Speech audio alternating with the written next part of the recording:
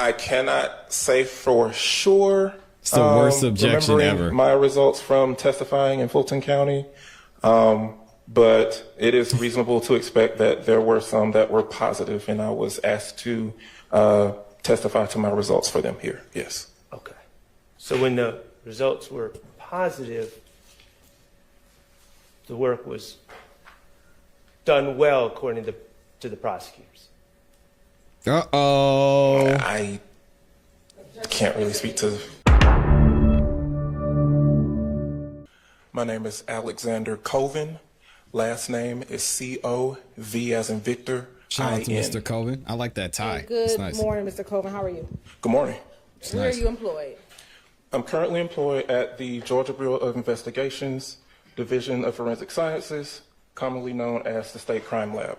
And what do you do for the Georgia Bureau of Investigation? I am a microanalyst or scientist in the trace evidence section. And if you can tell the jury about your education and training. I received a Bachelor of Science in Chemistry from Albany State University. And upon being hired at the GBI Crime Lab, depending on which area of analysis they will be employing you in, you will begin a training program. So for me, when I was promoted to a scientist position, I started off in the gunshot primer residue program, and the training lasts about 6 to 8 months, was consistent of practical exercises, written and oral exams, a competency test at the end, which is like a mock case that I had to get the correct answer to, a mock trial phase, and then about a 3-month-long supervised casework phase where I was doing real casework, but my trainer was also going through some of the technical processes with me. And have you had any training outside of your training with the Georgia Bureau of Investigations? As it pertains to gunshot primer residue, no, I have not. While at the GBI, how many cases have you dealt with concerning gunshot residue? Concerning gunshot residue, over 1,000 at this point. And have you ever been qualified to testify in the state of Georgia as an expert in gunshot residue? Yes, I have. About how many times? About 82 or so times. You're right. This time the state would like to tender Mr. Colvin as an expert in gunshot residue and trace evidence examination. All right, he's so qualified and may testify as an expert in those matters. If you could tell the jurors as a microanalyst, what are some of your job duties and responsibilities? So as a microanalyst in the trace evidence section, I perform casework in the areas of gunshot primer residue, or GSR, paints and coatings, plastics and polymers, or tape, fractured materials, and some questioned materials or general materials cases. And if you could tell the jurors, what is gunshot residue and how is it formed? Gunshot primer residue, or GSR, is a collection of microscopic particles that are formed when a firearm is discharged. These particles contain all 3 of the elements, lead, barium, and antimony, and are molten in morphology, showing that they've been exposed to a lot of heat and pressure during the discharging of that firearm. And when the gunshot residue or the gunshot powder comes out of the firearm, what direction does it generally go in? What happens with? The GSR particles form a vapor cloud when the firearm is discharged. So I liken it to maybe baby powder in the way it behaves, kind of a cloud or a plume around that firearm in all directions. And then also some of that GSR, the GSR particles traveling with the bullet as well. How do you test for GSR on items or materials? Typically, GSR is tested and collected using what we call a GSR collection kit. And these kits contain vials with what we call stubs. They're adhesive samplers, 1/2 inch in diameter metal discs with black carbon adhesive tape on the top.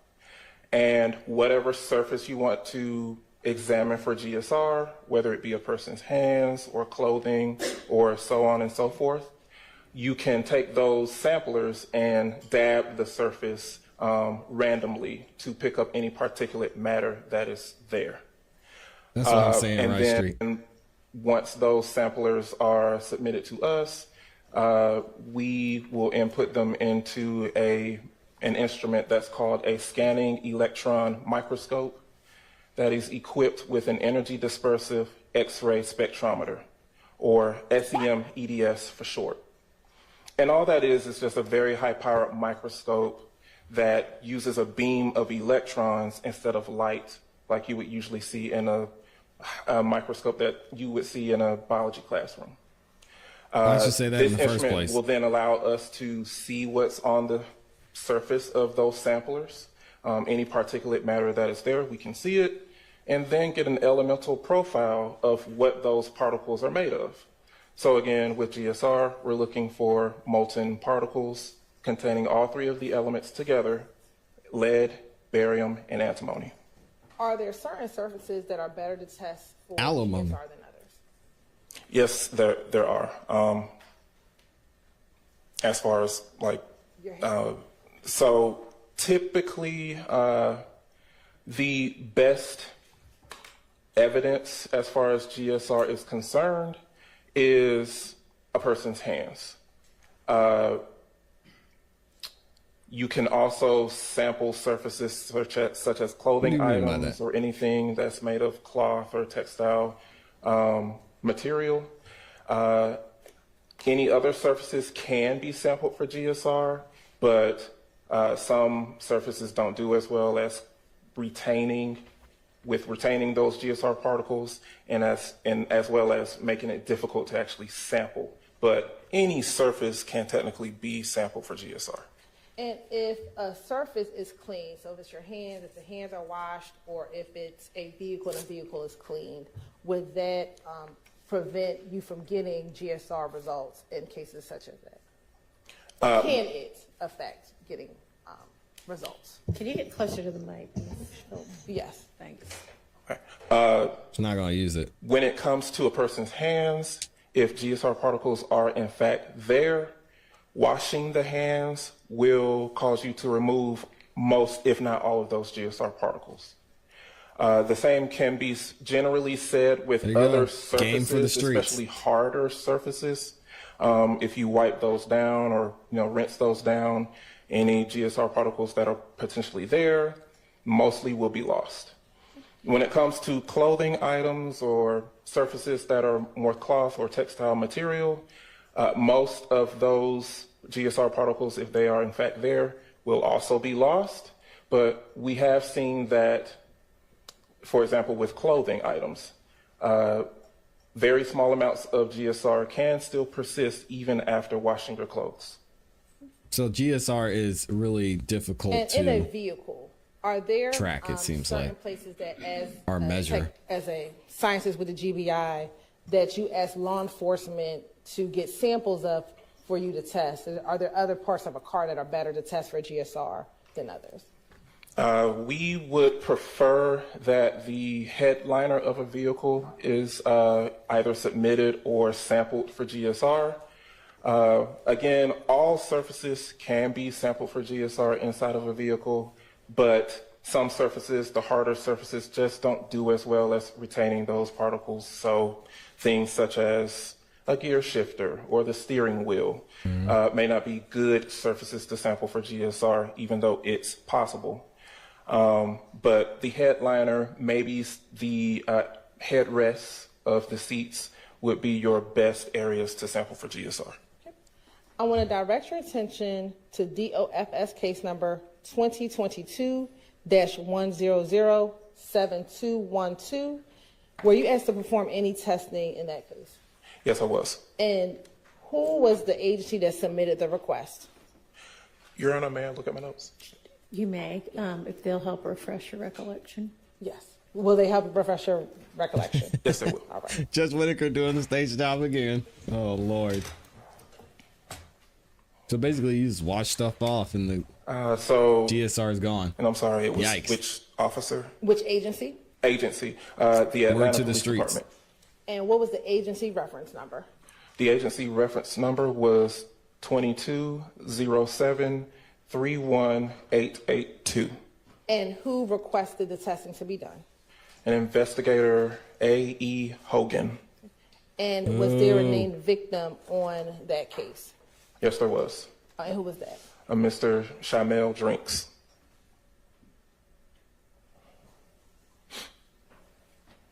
And what was submitted to the GBI for testing? So as far as GSR analysis is concerned, a headliner that is identified as being collected from an Audi A5 was submitted. Okay. And in front of you is State's Exhibit 388BV. And there's some fresh gloves. Tell me if you recognize State's Exhibit 388BV.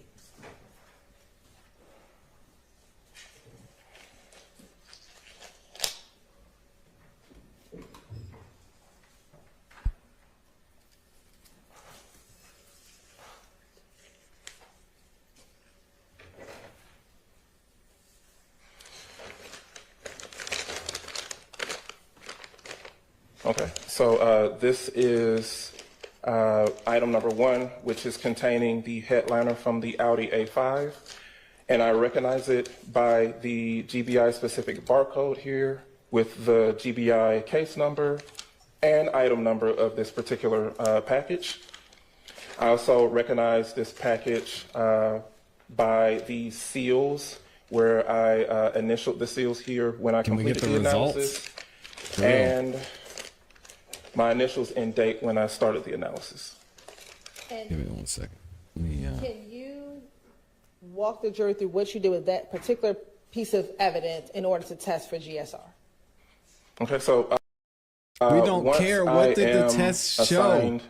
this particular case, I will then Nobody cares. go and retrieve this item of evidence out of the trace evidence Jeez. evidence storage location, and then begin my analysis for GSR. So for this particular case, I was tasked with actually sampling the headliner before beginning my examination. And so I took this item of evidence into a clean processing room and began sampling this headliner using those stubs or adhesive samplers that I mentioned earlier. And when you look inside 388BV, do you see the adhesive stubs that you use in this case? The adhesive stubs are not here unless they've been put inside. Oh, they're inside actually. So the adhesive stubs are a separate item that I created once I was finished sampling the headliner. And when you say you sampled the headliner, what do you mean? I will take the adhesive samplers and we call it dab randomly across the surface of that headliner. I used 2 stubs in total when it came to actually sampling the surface of the headliner. Keep in mind this is a sampling process. Not every square millimeter of that entire headliner can be covered by these stubs. So like I mentioned, I used 2 of these stubs and then a third stub, which was just exposed to the collection environment in the processing room that I did the sampling in, just to show that there's no extraneous GSR particles in the processing room. That will also be carried along through the examination process along with the stubs that I used to sample the actual headliner. And is there any reason why you didn't sample or take every piece of the headliner and test every piece of it? It's a large surface area, and it is not efficient to be able to, I guess, get a representative sample of the entire surface area. But, per policy for us, it is up to the examiner's discretion. Whenever the tack or the adhesive, the stickiness is lost on those samplers, you can either stop there with your sampling or use another adhesive sampler to continue sampling. And for me, I used 2 stubs for this particular headliner. And what was the results of your testing? The samples from the headliner from the Audi A5 failed to reveal any particles that are characteristic of GSR.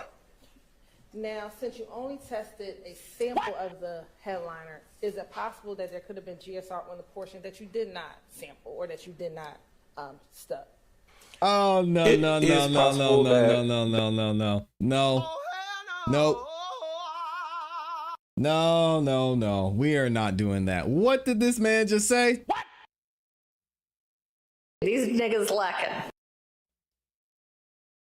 Did he just say there was no GSR? Right. And so what we have ultimately is that there is no evidence, none. Can y'all spam 403 in the chat? We got to run this back real quick. Hold on. After all that, you're going to tell me he said there's no GSR on the headliner? Along with the stubs that I used to sample the actual headliner. And is there any reason why you didn't sample or take every piece of the headliner and test every piece of it? It's a large surface area, and it is not efficient to be able to, I guess, get a representative sample of the entire surface area. But, per policy for us, it is up to the examiner's discretion. Whenever the tack or the adhesive, the stickiness is lost on those samplers, you can either stop there with your sampling or use another adhesive sampler to continue sampling. And for me, I used 2 stubs for this particular headliner. And what was the results of your testing? The samples from the headliner from the Audi A5 failed to reveal any particles that are characteristic of GSR. These niggas lacking. How do we go through all that just to get to the conclusion that, yeah, a gun wasn't fired in this vehicle, for what we know? And then Hilton has the nerve to ask this question, which makes it even crazier. Oh my gosh. Of course we're buffering now. Now, since you only tested a sample of the headliner, is it possible that there could have been GSR on the portion? I wish you would step up to the mic. That you did not sample or that you did not stub? It is possible that there is a small amount of GSR somewhere on that headliner that I happened to miss with the sampling process. Now, I want to ask you a few hypotheticals. Stop the If cap. a person is driving a car and they pull up to a red light, and at that red light, the same driver, I'm going to ask first, sticks their hands outside of the window. This is a dumb question. Don't ask this question, Miss Hilton. Because Max is just They gonna get her fire- with the tent, my guy tent. I'll let her talk. .40 caliber handgun. Would you expect gunshot residue to enter into the car that the driver was in? It's a bad question. And it is the driver that stuck the... Yes, the driver is the person who stuck their hands outside of the window and fired the firearm. My guy tent is It's gonna free these possible that boys. a small amount of GSR could still be deposited inside the vehicle through that open window or door, perhaps, but not particularly a large amount of GSR. Most of that cloud or plume of GSR particles would be outside of the vehicle, but some of that still could be deposited inside as well. Y'all hear this? Oh, this is nasty work. If y'all listen, you heard it. Notice she did not ask him about no door. You heard what he said? If the gun was fired through a window or Perhaps a door. Nobody asked you that, sir.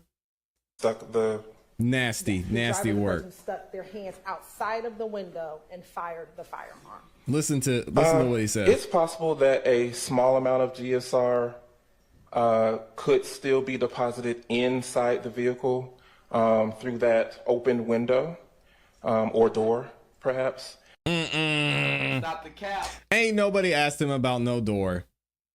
This was coached. This is making the state look even dirtier. Nobody said anything about a door. She asked you specifically about a window.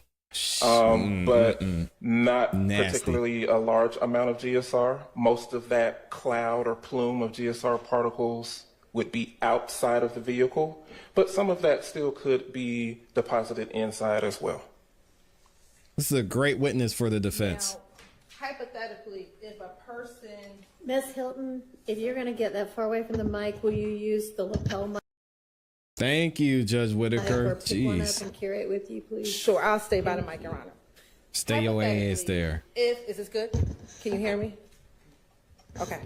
Hypothetically, if a person is driving a vehicle and they have passengers in that vehicle, and for some reason they're in the same car, the passenger shoots a gun inside of the car, inside of the same car, would you expect to find GSR inside of that vehicle? Yes, if the gun is discharged within the cabin of that vehicle, I would expect to find GSR inside of that vehicle. Would you expect to find more GSR in that vehicle where the gun was shot in the cabin more than the gun that was shot outside of the window of the driver's side?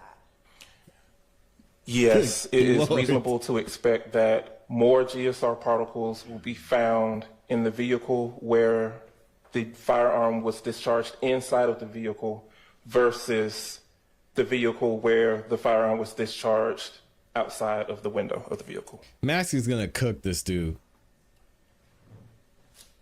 This is a terrible witness for the state. What are y'all in doing? this case, Just like outside the of medical testing examiner. the headliner, do you know anything about where that headliner came from? Outside of knowing that it came from an Audi A5, do you know anything else about that vehicle? No, I do not. Court's indulgence for a moment. So y'all gonna go test the rest of the car now? Like, what do we do? What is she asking?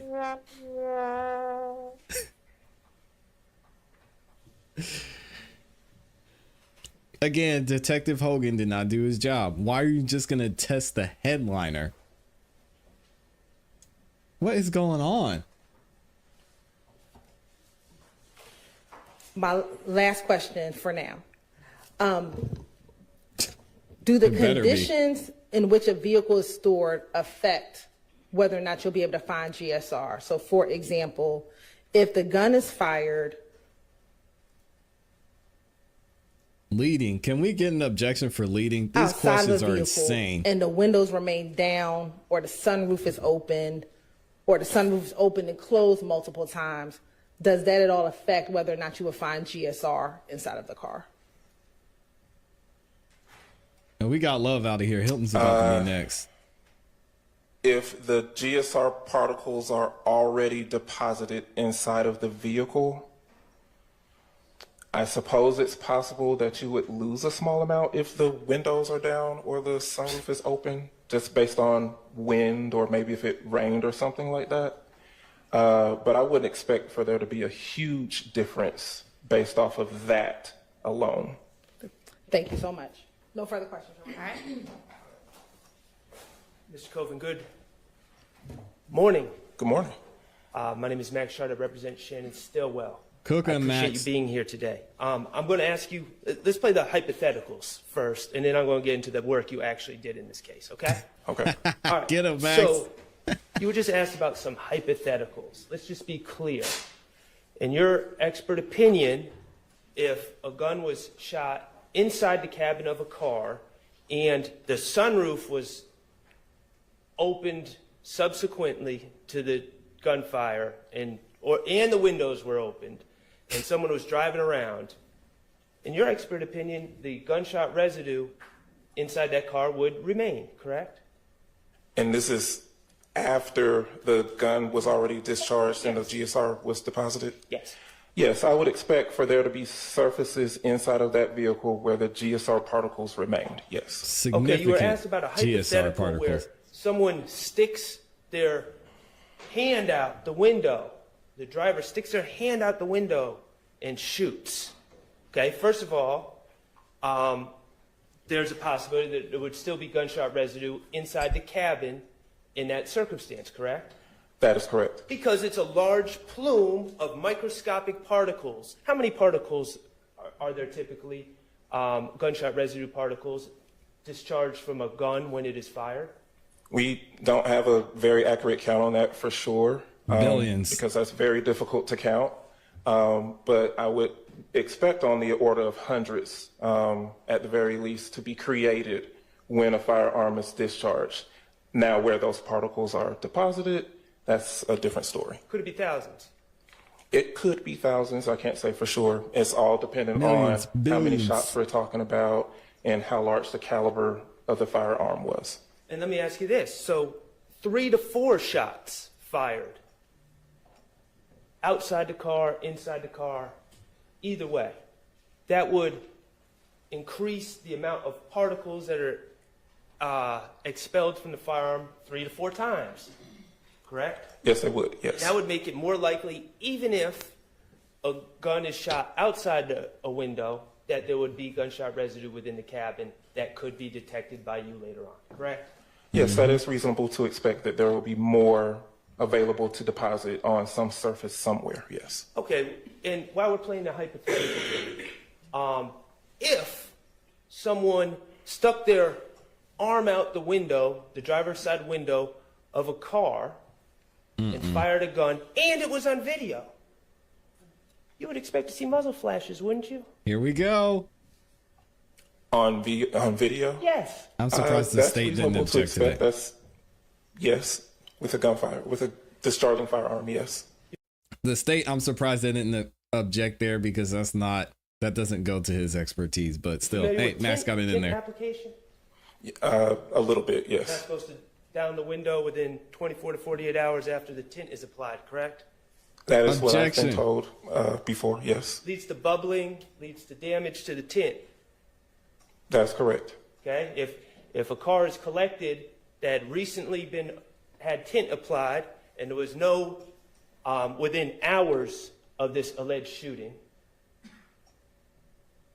and then there was no damage to that tint when it was later when the car was later processed, would that be evidence that the window was never opened to shoot out at someone? That is outside of my expertise. I'm not a window tint expert. I know I've been told that as well before with my own vehicle, but I cannot say for sure that that is the case here. Well, while we were doing hypotheticals, I just wanted to ask that as well. Oh, Okay. But get him, Max. ultimately, getting back to the work you actually did. Not She opened the door. You've done with GBI. How long have you been working with GBI? Over 9.5 years now. Okay, excellent. You've done thousands of tests for gunshot residue, correct? Just over 1,000, yes. Just over 1,000. You've tested headliners before, correct? Yes, I have. This isn't the first time. No, it's not. Okay, headliners are a relatively common part of a car to be collected to test for gunshot residue, correct? To either be collected or someone has sampled a headliner and submitted it to us, yes. And the reason is because the headliner, where it's situated in the car, would be a place where the gunshot residue, if the gun is fired in the car Nice. or even potentially outside the car, would be a place where gunshot residue would be deposited, correct? That is correct. A good area for them to be retained if they were indeed deposited. And you said retained. Retained, also, the headliners, they're a cloth fabric, correct? That's correct. Textiles. Typically, Textiles, correct? correct. Different than a hand where you sweat and different things of that nature. These textiles tend to maintain and absorb absorb's a bad word, maintain the gunshot residue particles better than skin, for instance. That's correct. Any item that's of cloth material or textile has the ability to hold on to or retain GSR particles better than a harder surface or better than a person's hands. Interesting. Simply due to the fact that we use our hands a lot. The more you're touching surfaces, you're going to lose those particles, or just washing your hands will cause you to lose all of those particles. Okay. And Sorry, y'all. in your work on this case, you took the headliner and you dabbed it with those sticky tabs, correct? That is correct. Did everything by the procedures as you were taught, correct? That is correct. You did everything by the procedures as is standing operating procedure with GBI, correct? That is correct. Okay. And in fact, you used that one tab, and then in fact, you broke out a second tab and continued to dab the headliner, correct? That is correct. Right, Street, How many that's dabs crazy. do you do with each tab? Again, per our policy and our standards, we are to, and then it's at the discretion of the examiner, but we will continue to dab until the tackiness or the stickiness of that adhesive surface is lost. And at that point, then you can move on to a second stub or third or however many there were, or be finished with your sampling process. So in this particular case, I can't really tell you for sure how many dabs that was. Maybe a couple dozen or more than that, but I can't tell you for sure. We don't notate how many dabs there were. All right. And you said that just dabbing, you probably didn't cover the entire surface of the headliner, correct?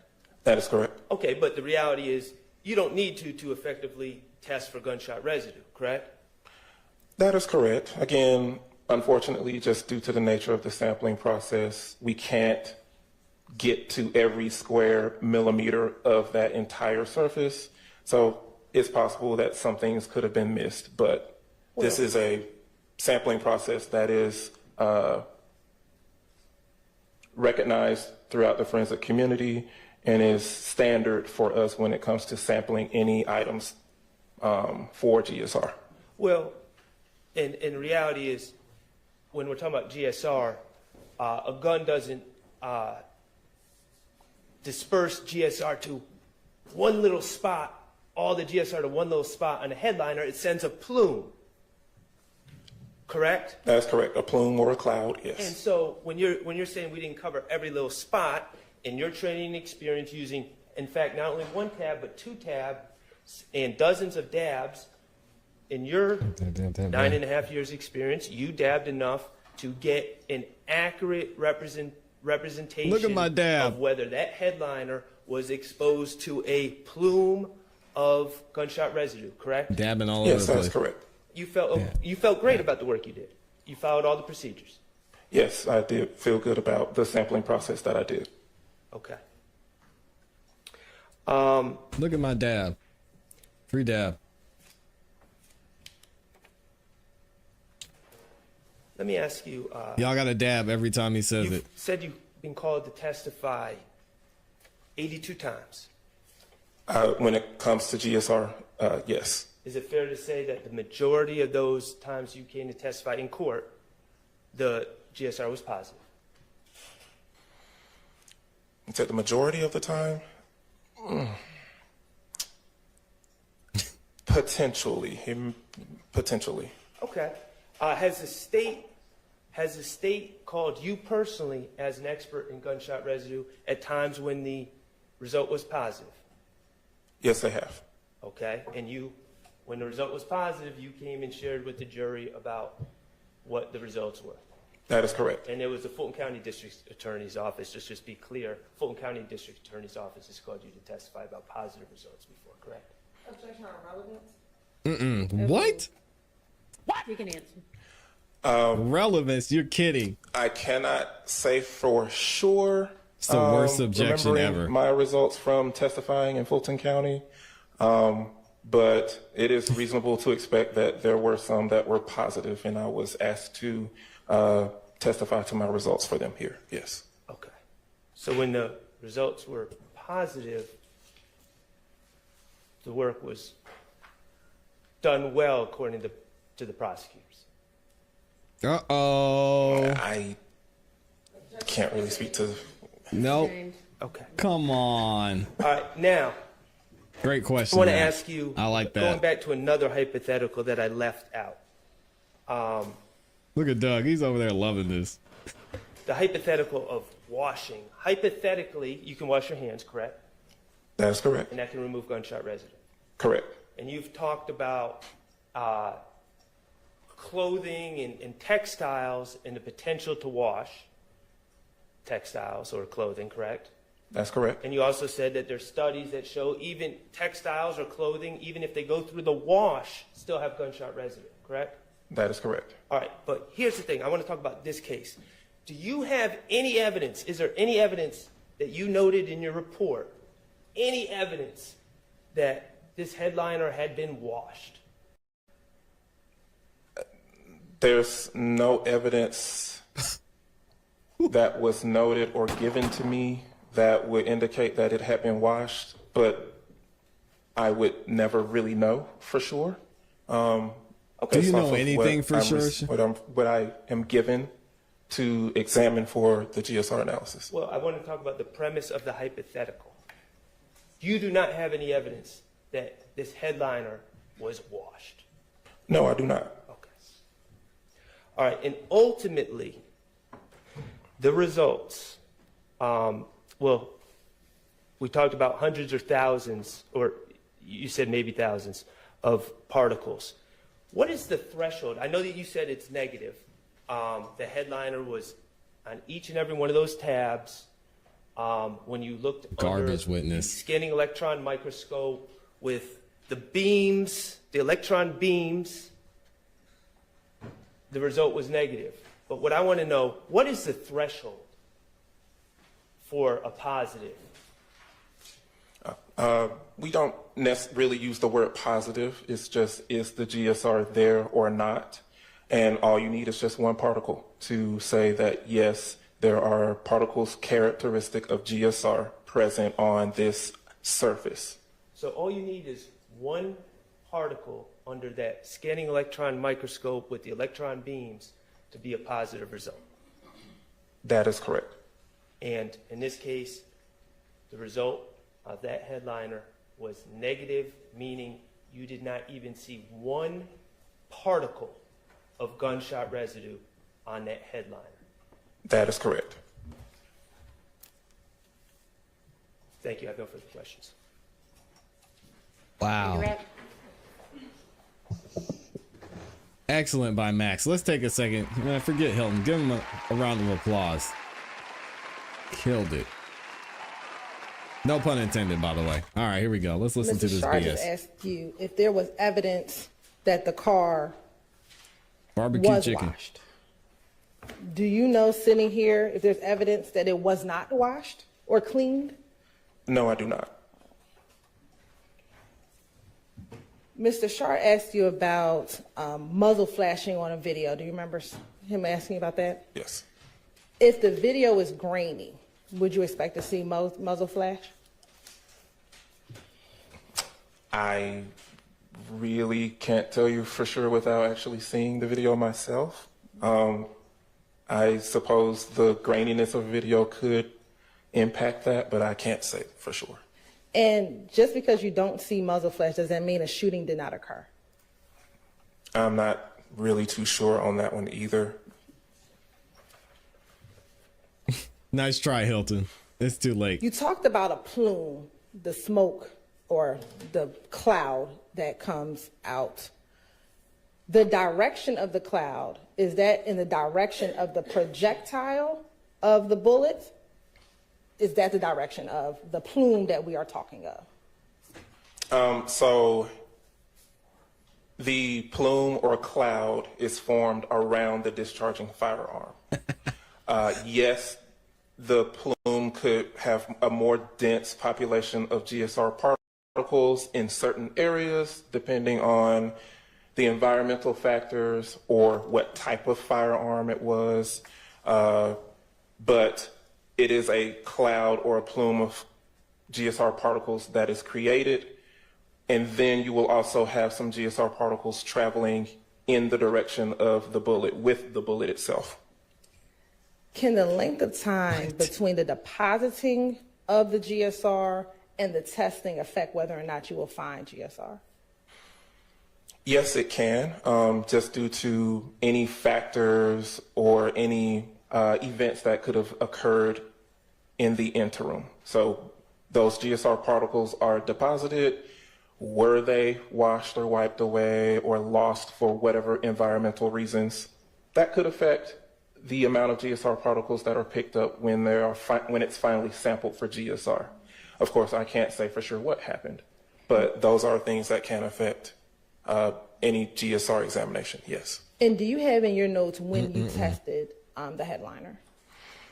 I sampled the headliner on June 1st, 2022.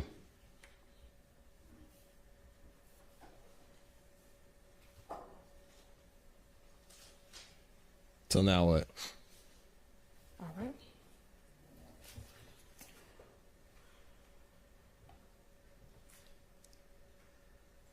And again, cleaning, vacuuming inside of a car, inside of a vehicle, that can affect whether or not we find GSR. Is that fair? Yes, Sorry. I'm sorry. Yes, that will affect the amount of GSR particles that are there. But he also said there wasn't any indication that it had been cleaned. So another L. These niggas lacking.